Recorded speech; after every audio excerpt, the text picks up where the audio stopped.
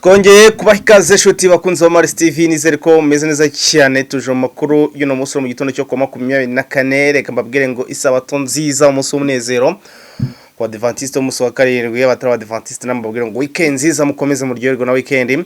Nakona dukomeza kugenda tubaha amakuru. Ubu rero tuvugana rwose nabanje kujya kusenga cyangwa se mu ikanisa, rero nkaba ndahageze kugira ngo bahe amakuru ashyushye cyane. Amakuru rero ndashaka kugira ngo nyahere mu mirwano ikomeye cyane iramukiye mu Minembwe. Drone zaraye mu kirere cya Minembwe, aho muri iki gitondo rero yahise narasa aho bita Mukoko na Poezero. Jesus. Nyuma yuko ziraye zifata amafoto zirekinga cyangwa se zifata ibipimo, mu gitondo zibyutse zirasa. Ijoro ryose drone za coalition zarayizenguruka mu kirere cya Minembwe, nuko mu gitondo cy'uno munsi tariki 24 nibwo drone zase zirasa mu karere ka Mukoko ndetse na Poezero. Kintu ko ejoro rero nimugoroba ndetse na nijoro ingabo za Burundi ndetse na force speciale zitwa Hibu za FARDC ngo bakubiteho aho bita Poezero, kuko bahagabye agatero shuma barabakubita. Ubwo bari bagabye igitero kwitwirwanaho ndetse bashaka kugerageza kwisubiza Poezero. Abenshi rero basize ubuzima ndetse n'intwaro zabo zikomeye zarafashwe. Rero zafashwe na twirwaneho, aho ngo turwane yabimenyekare maze batera babiteguye. Nibwo rero kubarasa na mikino abenshi dore kubagiye banagwa mu amboshi. Ngayo nguko rero nuko muri Minembwe biramutse, ariko kandi twirwaneho ikomeje guhagarara bwuma ngo kuri Advance nawe ushobora kwinyeganyeza, ahubwo niyo iri kubakubita nabo rero bakabona ko bitashoboka gukora Advance, bakahita bakoresha izo drone nazo rero bashaka uburyo ki bazishakira umuti rwose, kubera ko ndi kubona ahangaye ibitero bishobora kuza kuba binini. Ibitero by'indege bishobora kuza guhindura isura kabisa. Ibyo kwa Neva rero ngo byakomeye, nuko twagiye mu Burundi. Ibyo kwa Neva byakomeye, ndaje mbanze nkubwire ibyuko Neva yabanje kwirukana ministeri babiri, noneho hari n'ibyaje gusaba umuryango wa CNDD-FDD.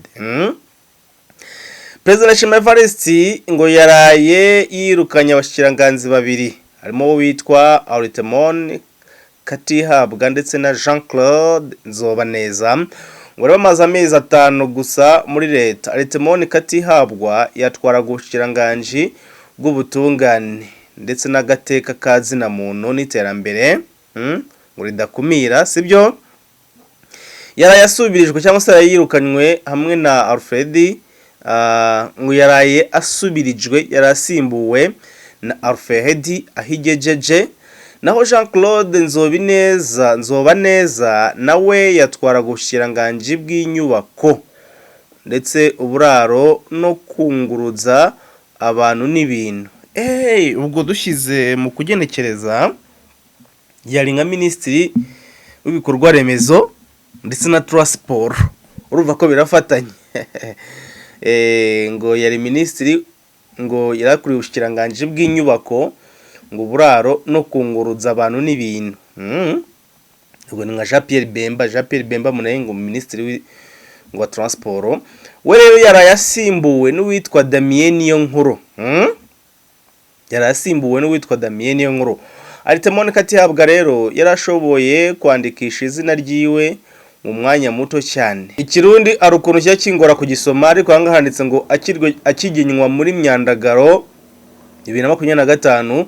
ngo Aritemon Katihabwa ni yarazwi na gatoya, ngo ariko mu mezi 5 yaramaze agiye kuri uyu mwanya w'ubushikiranganje, ngo yaje gukundwa cyane n'imbaga nyinshi cyane ngo kuva atanguye akazi kiwe.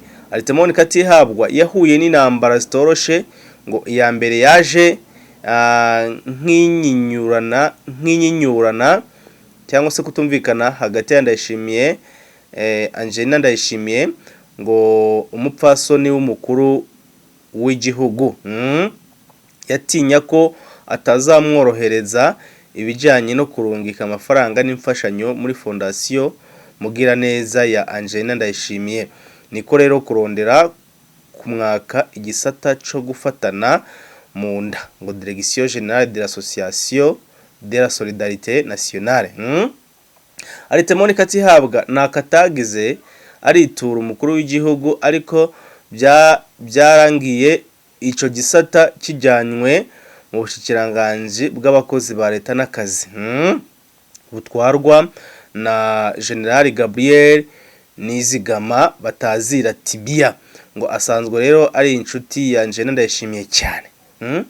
Nibyagarukiye ngaho Angela Ndayishimiye yarashizeho Charo uwahawe itegeko ryo kwa matanga raporo kwa Angelina ijanye n'ibikorwa vya buri munsi by'umushikiranganje.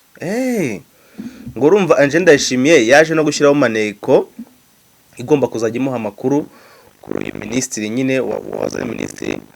Rero ngo ku kazi Angelina Ndayishimiye yarungitse umwizigirwa wiwe yahora ajejwe protocole yiwe ngo aje kuba umunyamabanga y'amahoro, secrétaire permanent n'ubushikiranganje bw'ubutungane. Urumva harimo ibintu by'amatiko reka mbyite gutyo, kubera ko uyu Angela Ndayishimiye afite ukuntu nyine wagira ngo ni uyoboye igihugu.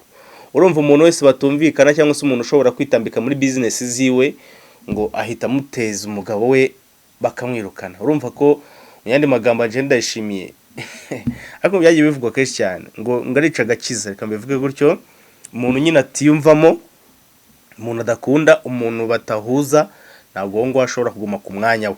Mu mezi 5 gusa rero Aritemoni Katihabwa yarashoboye gukuza mu mabanga abashikiriza amanza ngo bari baramongoje mu kurya ibiturire. Ngo yashoboraga ngo yarashoboye kuba nyine yata muri yombi cyangwa se yatamaza ngo abashikiriza amanza cyangwa se abandi bantu runaka barya ibiturire, sibyo, ndetse no kurwanya ruswa muri rusange. Ariko urumva nabyo biri mu niba ushobora kugenda ku muyobozi ugasanga umuyobozi agenzeho ni inshuti ya Ndayishimiye cyangwa se ni inshuti ya Angela Ndayishimiye, bikaba byamukoraho. Urumva rero bya bintu usanga urega ari uregera, ugasanga ugenze kuri kanaka ngo yari igiturire kandi utazahuriye na Perezida Evariste Ndayishimiye cyangwa utazahuriye n'umudamu we, bikaba byagukoraho. Ngo rero ngo mu Kigarama 2025 sinzi ngo mu Kigarama ni mu kwezi kwa kangahe amezi Burundi sinzi uko bayabara. Ngo Aritemoni Katihabwa yarategetse isekeza ryo kwandika abanyororo bose bahejeje umunyororo we n'abajejwe n'ubutungane, ngo ariko bakaguma bafunzwe, ngo abafunzwe batagira dosiye be n'abatigeze bajanwa mu butungane mu mpera za Kigarama iheze. Ngaho sange bingibi wamenya ari ibiki kweri mu mpera za Kigarama iheze. Urumva birasaba kuba twaba turi kumwe n'umuntu w'i Burundi akatubwira ibi bintu. Urumva Perezida Ndayishimiye yari yavuze ko abo bantu bose bagiye kurekurwa mbere, aniyemeza ko kujya kugwanya akarenganyo kari mu butungane arico kigiye kujya imbere. Ariko ngo byaje kurangira nyine ngo batabishyize mu ngiro, bityo ngo uyu nguyu nawe yashaka kubyitambikamo bikamubera ikibazo cyane.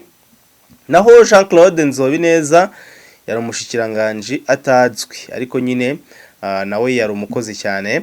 Ngo we rero ahanini yagiye azira ngo kwitambika business za Angela Ndayishimiye, ugasanga rimwe na rimwe hari hagiye agonganira nawe, ibyo nawe akaba yabizize. Urumva rero ko mu Burundi nta mikino ishatse kugira ngo witambike business z'umukuru w'igihugu cyangwa se n'umuryango we, ushobora kuba wabizira. Naho rero Evariste Ndayishimiye yasabye abasendefdd ngo gushyiramo imbaraga cyane ngo mu bijyanye no kuyobora igihugu cyangwa se mu bijyanye no gutanga serivisi zinoze. Aho rero yavuze ko ngo abayobozi ngo batagiye kuzajya bashyiramo imbaraga mu mirimo yabo, bagiye kuzajya birukanwa. Rero ngo nyine icubahiro umukuru w'igihugu Ndayishimiye Evariste ngo asaba indongozi kuba akarorero keza anza wumve uko yabivuze. Indongozi zikunda Imana, indongozi zimvuga kuri, zikunda ubutungane, indongozi zitaryaryanya, indongozi zitarya ibiturire. Bitaruko indongozi ikora nabi ikwegera umuvumo mwihanga. Nico gituma iyo dukoranye tuba tuje guhanurana, twigisha ico twokora. Rero mubonye umugambwe CNDD-FDD ushitse ku rwego nkuru, ihagaze ku mugabo akomeye. Duhagaze ku mugabo akomeye, duhagaze ubwishitsi. Ibi byose ni kimenyetso abarundi bari mu mahoro. Twarababwiye tuti ubu Burundi buracungerewe, Imana irabucungereye. Ibi byose ni ibimenyetso vyerekana ko turi kumwe n'Imana. Umuntu rero akora ibiteye kubiri n'ijambo ry'Imana, akora ibiteye kubiri n'ingingo z'Imana, amenye ko aba ariko adukweregera umuvumo. Ibintu bibwira cyane cyane indongozi. Muri umuco rero, mwebwe ndongozi nimwe muco. Mbega abandi bariko barabona uwo muco? Ubwo ntawe bahaye umuco, aho kuwatsa bawushira habona akaja kuwunyegeza, aho gahaguma ari mu muzimiza. None indongozi y'umuzimiza boyikurikira gute? Indongozi y'impumyi boyikurikira gute? Tubanze tumve yuko turi mu gihugu c'Imana kandi Imana ari iturereka. Ivyo twonona Imana yoyo iravyandika mu gitabo cayo. Mwebwe ndongozi, Yesu yavuze ati ni mwebwe munyu w'isi. Ni mwebwe munyu. Mbega none umunyu utakigira uburyohe, bavuze ko urubanza ruruhe. Nuko bawushiburira hanze, abantu bakihonyorera bihonyangira bigira. Indongozi idashobora kuba akanovera mu bene gihugu, mu gihugu c'Imana, yumve neza yuko aba ari uwo gushiburirwa hanze, hanyuma abantu bakihonyangira. Ndongozi mwe muvyumva. Ngaye nguko rero uwenda yishimiye Vakiste ngo yema arahanura nyine abayobozi ba CNDD-FDD, ariko kandi kubona ngo ahangaha uyu muyobozi niwe nyine Minister Altimon Katihabwa ashobora kuba banamugenda akaba yajyanwa no mu bucamanza. Sinzi icyo ndayishimiye liste ndetse n'umuryango we, by'umwihariko Angela ndayishimiye icyo bari kumuziza. Naho umusirikare wa DRC rero ukora mu ntara ya Ituri, Captain Buba Ambwa Jean Denis yakatiwe igihano cyo kumara imyaka 20 akora imirimo atazahemberwa kubera amashusho yafasha abasirikare ubwo bajaga ku rugamba. Bagiye gukora imyaka 20 yose adahembwa, ari mu gisirikare ariko ntabwo gize bamwirukana. Rero ngumwe yanze gutegekwa na bakomeje kugaruka cyane kuri uyu nguyu Altimon Katihabwa, ngo afitanye ibibazo bikomeye cyane Angela ndayishimiye, ngo kubera ko ngo yanze gutegekwa na Fast Trading, ngo kandi ngo akorera abami babiri, niwe ndayishimiye yavugaga, ngo akaba kurandi kuri yo cyane ndayishimiye. Abo bombi rero icyo bahurira ko kuzana impinduka zigaragara ko mu butungane hagomba kugira igihinduka, ariko ngo kubera mu Burundi ngo ari turatugabane, ngo ni vyanka bimeneke, ngo mu Burundi ni turatugabane n'ivyanga bimeneke. Aba bombi rero ngo kumvikana ngo byanze rwose, none uyu nguyu abigendeyemo. Kumbe nawe ari mu babandi basengeraga bami babiri. Tukomereza n'amakuru rero, reka tujye muri amakuru avuga yuko Uburusiya bwatangaje ko ibiganiro bibuhuza n'abahagarariye Ukraine ndetse na Tanzania Ubumwe za Amerika ngo kubijyanye no guhagarika intambara bumazemo imyaka irenga 4. Rero ngo bagiye nyine ubwo buhuza cyangwa se ibyo biganiro bigiye gutangira Abu Dhabi. Rero bwatangaje ko ibiganiro bigiye gutangirira muri Abu Dhabi. Ngayo nguko rero nkomeza ro muri Uvira General William Yakutumba na bagenzi be bakoze defile, bakoze imyerekano n'imodoka nyinshi cyane mu mujyi wa Uvira.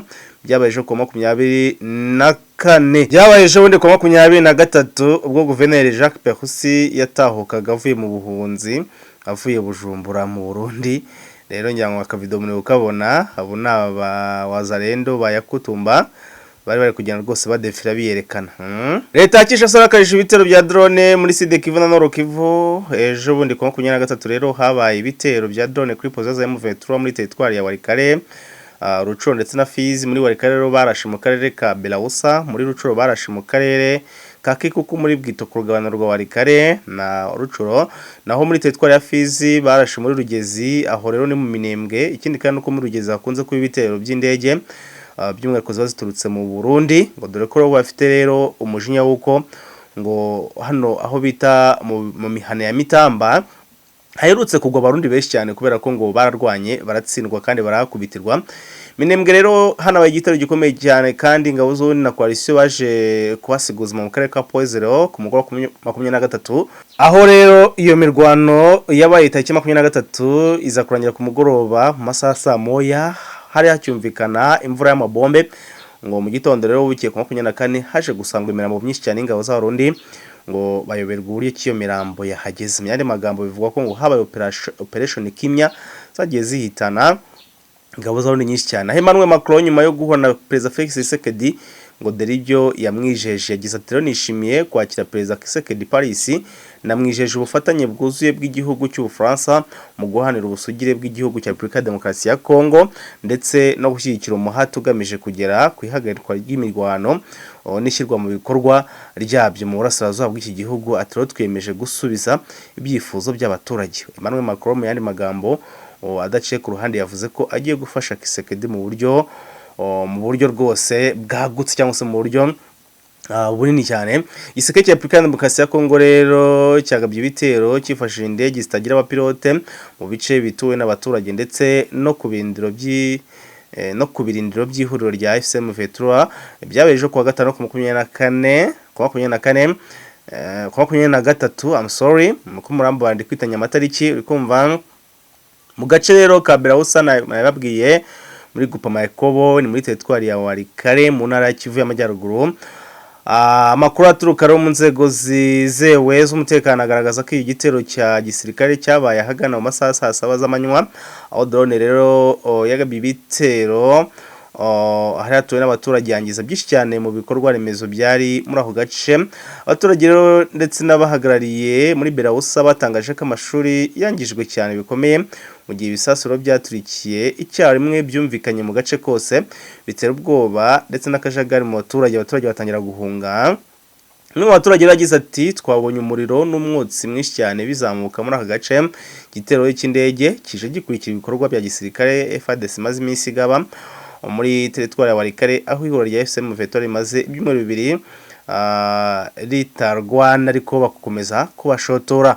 Guverinoma rero ya Republika ya Demokarasi ya Kongo, guverinoma ya Tshisekedi yashyize ahagaragara kuri uwa kane tariki 22 itangazo rikomeye cyane cyane risubiza ibyatangajwe n'umuryango wa Human Rights Watch ku bibazo by'umutekano muke mu mujyi wa Uvira mu ntara Kivu y'Amajyepfo. Muri itangazo rero ubutegetsi bwa Republika ya Demokarasi ya Kongo bushinze ingabo ngo za M23 ngo ndetse n'iz'u Rwanda nk'uko babivuga ngo mu kugira uruhare rukomeye cyane ngo mu guteza akavuyo mu mujyi wa Uvira. Nanjye nkibaza ni bateje akavuyo mu mujyi wa Uvira gute kandi M23 yamaze kuvamo.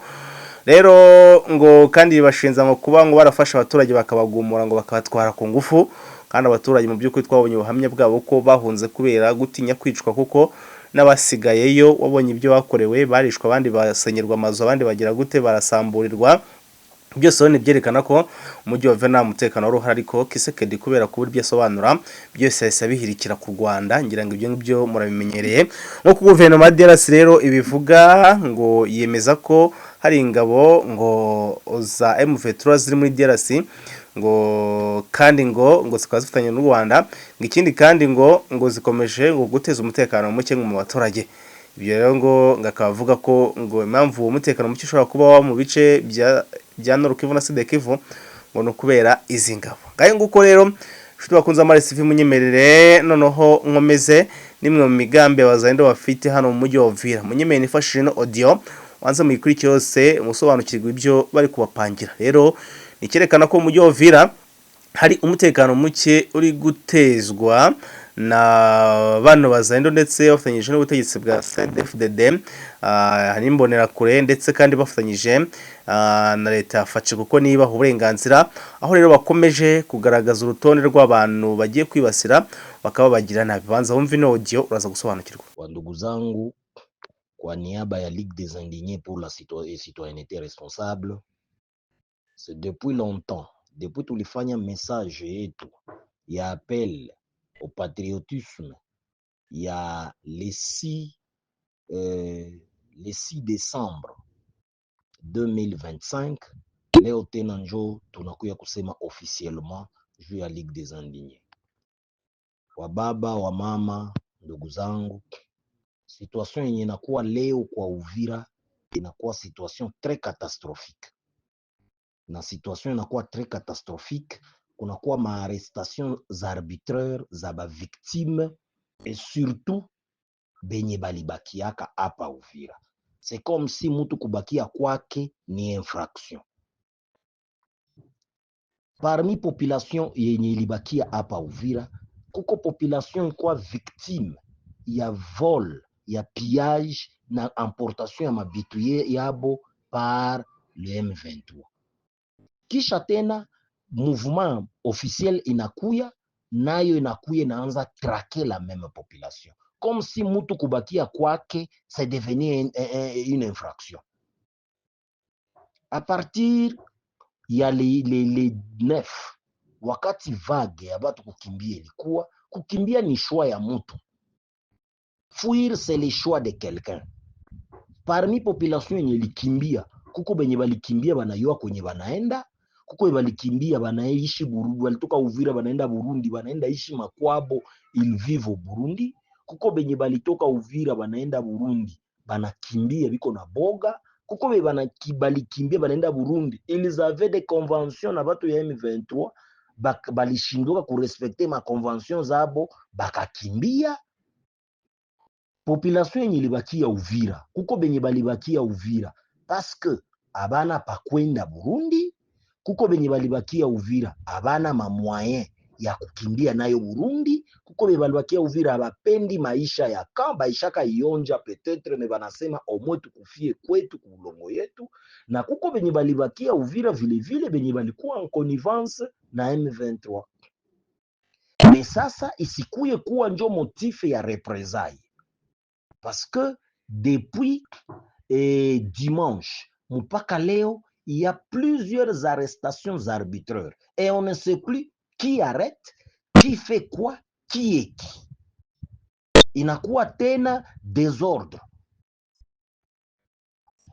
Le M23 ilikuwa hapa, ilikuwa na victimiser batu. Oh we, ulikuwa ka balikuwa tembea na bazalendo haba hivi na hivi na hivi. C'était un problème. Le même personne balikuwa traqué na kambe inakuya tena inaanza batraqué. C'est inconcevable. Comme si mutu gisi alibakia kwake kunyumba il a commis une infraction. Non. Fuir n'est pas une condition, n'est pas un contrat. Kila mutu ça dépend na degré yake ya résistance. Na kuko ba victime de leur résistance. Juu mutu alibakia kukimbiaka depuis février, vite ilikuya hapa mu décembre, il n'a pas fui, il est resté. On commence à indexer les gens. Kwa leo Uvira banakuwa bana arrêter batu à tort. On ne sait plus qui est qui fait quoi. Inakuwa non, kama ni mareglement de comptes, unasikia huyu balimuenleve, balimubeba huku, huyu balimuenleve, huyu fulani alimubeba, huyu balienleve, alienda kwa generale fulani, huyu balimuenleve, alienda kutede, huyu finalement. Est-ce que mutu kubakia kwake c'est une infraction? Bandugu yangu, il faut être réfléchi et raisonnable. Tulikuwa hapa na bazalendo depuis toute l'époque que nous avons résisté ici à Uvira. On a été main à main avec les bazalendo. Il y avait des exactions qui étaient contraintes parce que ce sont des porteurs d'armes. Biko na bunduki bana kucontraindre, banabeba gari, magari ya serikali ko balikuwa natembelea na za ba privé na ko balikuwa na bapatia azo kumoyo mkunjufu par rapport na kuogopa vyenye biko. Il y avait des bavures, des exactions parce qu'ils étaient porteurs d'armes. Population ilikuwa na jikurbé. banaikala tunaikala kimya parce qu'on n'a plus rien à faire devant un porteur, un seigneur de guerre, un porteur d'armes, hauna vya kufanya. Nous avons résisté pendant 10 mois. Et après 10 mois, la population était calme avec tout ce qu'il y avait. Personne n'a dit aux FRDC de partir, personne n'a dit aux Bazalendo de partir, personne n'a dit aux autorités politico-administratives de partir, personne n'a dit à la population de partir. Kila mtu alikuwa anaangalia danger yake kwenye iko na posibilite yenye iko nayo, kila mtu akakamata elan na shwa yake, soit anakimbia soit anabakia. Leo inakuwa track. Le M23 est venu ici ya Uvira, balibeba mabitu, ils se sont imposés, balikia na masible ya watu kwenye bataenda banatrake na bengine. Mais leo inakuwa on a vu quelqu'un du M23 naikala kwa mutu kama nauzisha pombe, iko na kunywa pombe pale, le monsieur là devient victime. M23 est venu ici avec des armes et notre pouvoir est l'imposition au sein de la population. Vous auriez voulu que la population fasse quoi? Leo banakuwa na arrêté mutu aseme non, balikuonaka na mutu wa M23. Quelqu'un qu'on avait ravi, balikuwa balisote basha mnyanganya gari, ana recourir kubatu pour que bamurudishie gari yake, aseme non, balikuona ku mairie, balikuona kwa mchepe, balikuona kwa fulani. Alors, il devait rester que c'est bien fouillé. Benye balikia na M23 ba autorité civile, babo balikia na M23 ma sensibilisation et consort les points focaux sont les fils d'Uvira, non, qui sont connus par tout le monde. Leurs noms sont connus, ils ne se cachent pas, ils se déclarent. Sa kama wewe walikuwa kunyang'anya kitu yako, unajitoa, unaenda bwana mie huyu fulani namjua, le point focal mairie ni Joel na Munene. Unaenda kwa bwana mie gari yangu kwa mama unaninyang'anya, gari yangu ni ya privé. Motif yao ilikuwa nabeba bazalendo. Yose gari kubeba bazalendo walikuwa ba porteur d'armes. Atakwambia umpatie gari itembelee, utakatala. Munaongea na kurudishia gari yako. Sa gari banakurudisha, il fallait laisser que ton véhicule parte pour que batu baone que huyu fulani alikuwa mzee, ou bangependa batu bajisacrifier, batu bakufe pour que baitike kama non, ces gens ont refusé X ou Y. Mina waza, nous devons changer de mentalité. Na musi victimiser population gratuitement. Vraiment, au nom de la Ligue des Indignés, nous dénonçons ce bavure. Nous dénonçons ce bavure. Ya mutu alikuwa najitakia juu ya maisha yake binafsi. Et puis, ce que vous devez savoir, il y a les histoires qu'on fait par contrainte. C'est par torture, on peut vous faire même signer un document. Non, mais il faut être juriste, il faut être intelligent et réfléchir pour savoir que non, il quitte mutu fulani, anaweza kuwa alikisema par contrainte fulani, papier mutu alisigné par contrainte fulani. La population était prise en otage à Uvira. Ulitaka bafanya hai. Ils ont imposé les salongo. Mulitaka population sifanye salongo. Et pourtant, ni madaraka na niongozi mwingine nakuya. La population pouvait se comporter comment? Moi, je pense que nous devons avoir le sens de voir et de réguler les choses. À une période de règlement des comptes, vous aviez un conflit individuel avec X ou Y. Toutes les arrestations qui se font arbitrairement actuellement à Uvira, ce sont ceux qui sont restés. Comme si tous ceux qui ont fui étaient des saints, il y avait un ordre, il y avait une loi portant fuite contre le M23. Mutu kubakia mubulongo yake, kubakia kwake kunyumba yake, haiko infraction. Mutu kubakia kukazi yake, haiko infraction.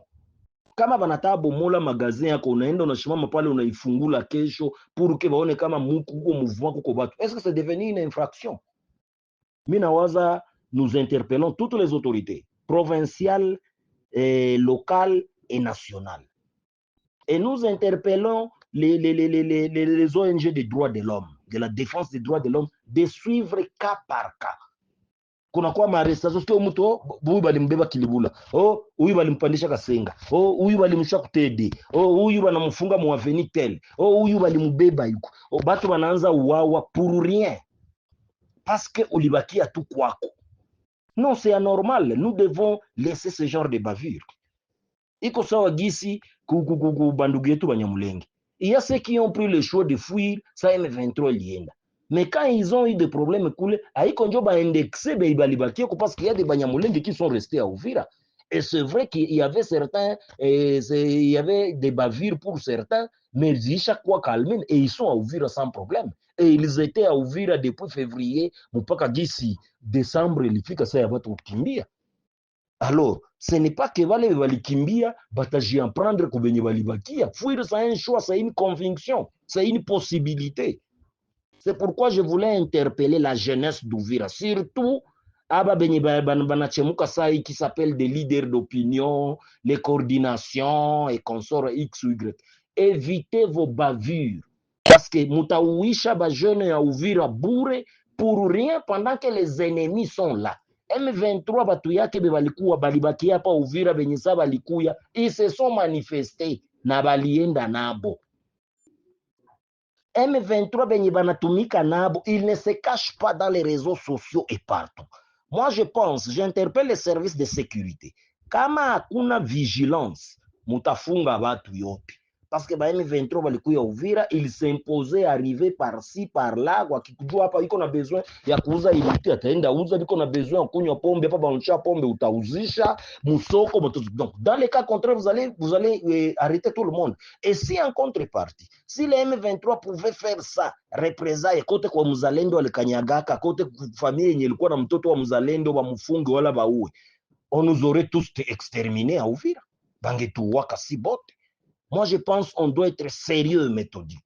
Au nom de la Ligue des indignés pour la citoyenneté responsable, tu n'as remettre, tu n'as interpellé les autorités nationales, provinciales et locales, opinion internationale, les ONG des droits de l'homme, de revenir sur ces cas et de voir comment vont les choses. Uvira na kwa carnage, kila porteur d'armes anaanza fanya sasa benye anapenda.